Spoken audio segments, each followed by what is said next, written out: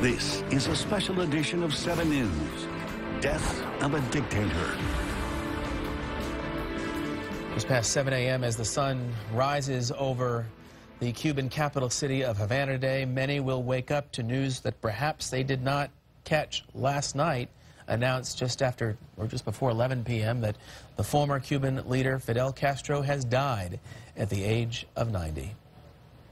Welcome back on the air and online, our continuing coverage, The Death of a Dictator, at the 7 o'clock hour now, where we're continuing to get reaction here in South Florida and in other parts of the globe as well. I think that is the one thing that the folks both in Havana and in South Florida may have in common today. A lot of them went to bed last night thinking Fidel Castro was alive. They woke up this morning and got the news of his death. That is the one thing that both sides of the Florida streets might have in common this morning. The news delivered overnight by the current president of Cuba and Fidel's younger brother, Raul, Alex de Armas, is in the newsplex with more on how this whole thing came about. Alex? Well, good morning, Belkis and Craig and South Florida. This is a big day in history for the world and, of course, here in South Florida. This announcement, as Belkis mentioned, came from Raul Castro. It was a video that broadcasted on Cuban TV. Querido pueblo de Cuba, con profundo dolor. Dear people of Cuba, it is with profound pain and pity I inform our people, the friends of our America, and the world, that today, 25th of November 2016, at 10:29 p.m., passed away the Commander-in-Chief of the Cuban Revolution, Fidel Castro Ruz. In compliance with the will of Fidel Castro, his remains will be cremated.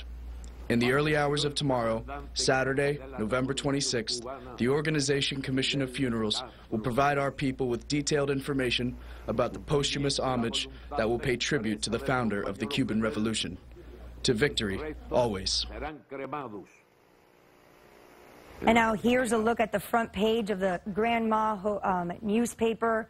This is the government-ran newspaper of Cuba. The headline there, Hasta la victoria siempre, which loosely translates into the victory forever, of course, with a picture of Fidel Castro holding the Cuban flag there. Now, we also have another photo of Fidel. This one is the last known photo of the former Cuban leader. This is a picture that was taken with the president of Vietnam, dated back to just about 10 days ago, November 16th.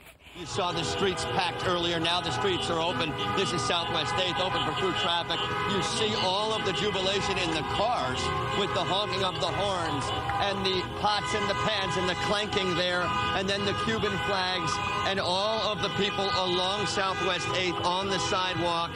Obviously, it was a little bit of a different scene last night, but before we show you what that looked like, I want to bring you over this way once again because we're with some friends here.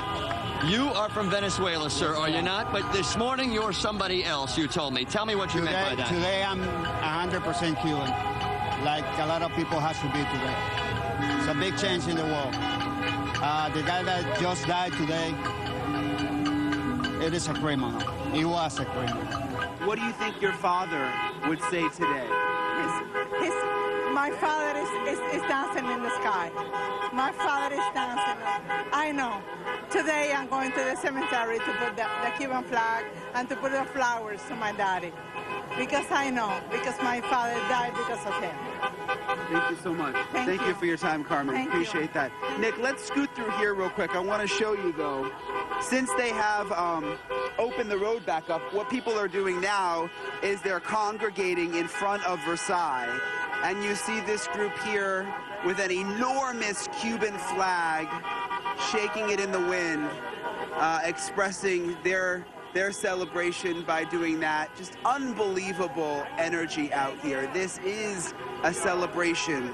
How are you? I'm doing very well. I've been here since 2 o'clock, but, you know, I'm feeding off the energy of everybody here. We're all very happy. Right. I mean, even though it's time for everybody to go to bed, a lot of people out here don't feel that way. They're running on fumes or adrenaline or a little bit of both, right? It's true. I mean, these people, I've been speaking to many different people from different generations, and they've been through so much, they've seen so much, they've heard stories of adversity and suffering. So, you know, these people really have hope for a better tomorrow, and I learn about that, you know, because there's so many problems on this world, even in this country, and it teaches me to never give up hope. If they haven't given up hope since, you know, everything they've been through, no one should. You are Cuban. I'm Cuban American. And you're Cuban American, and can you tell me what's going on in your head and your heart right now? It's sad to celebrate the death of a person, you know, but he was so destructive in his path, you know. It's a relief. It's a relief, you know, and it's sad to say, but that's how we feel. And it's the beginning of a new time, and so we're really happy and excited about the next few years and see how things will change. All these years I've waited for this moment, and I have a father up there, and I have a mom up there, and those people up there are probably crying tears of joy. This is closure for me and my brothers and my family. What you're looking at on the left side of your screen are the people on the streets of Miami. It is a day of celebration for them, no doubt.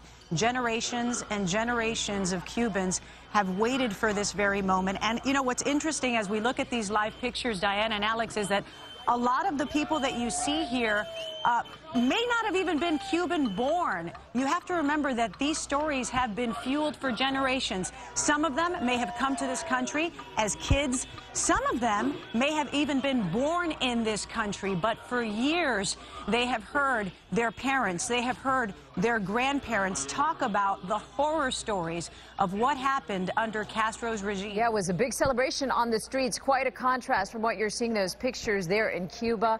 A mandated period of mourning, quite the opposite here on the streets of Little Havana. I want to show you what it looked like when word spread last night that Fidel Castro was indeed dead. As you see there, the celebrations erupted on the streets of South Florida. Fidel Castro dead at the age of 90. Now, this a far cry from the many times that we've heard in the past here in South Florida, rumors of Fidel Castro's death. With the confirmation that he was indeed dead, this was the reaction here on the streets of South Florida. The Cuban exile community erupting in celebrations, pots and pans, flags flying, and families coming together on the streets of Little Havana and all across Southwest Miami-Dade. Patrick, you're in Havana right now. What's the feeling? What have you learned since we last spoke to you overnight? You know, the news travels a little bit slower here. Of course, you don't have internet in most people's homes. They don't have cell phones that can get news alerts, that kind of thing. So people are waking up and hearing the news now, and it's a whole range of emotions. But it feels like a different city. It feels like a much more somber place. The government has announced 9 days of mourning, official mourning, and already work is beginning in Havana's Revolution Square to have things ready for some of the massive marches we expect to see here and the pro-government rallies in the government's words to honor the life of Fidel Castro. Of course, not everyone here feels that way, but certainly the government is planning on honoring the man they call the historic leader of the Cuban Revolution. Let's get reaction from Washington, D.C. and 7's Karen Kafa there. As word has spread this morning, Karen, can you give us an idea of the reaction from our politicians in D.C.?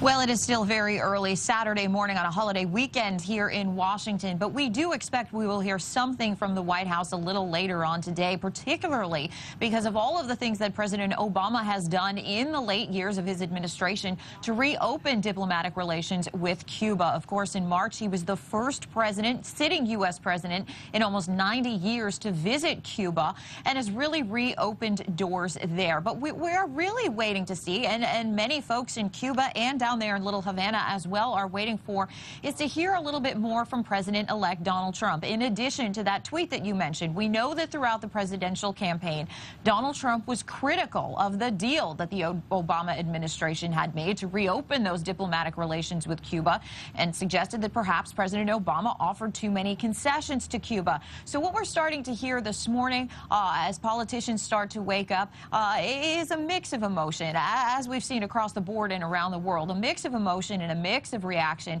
and particularly a focus on what happens between Cuba and the U.S. next.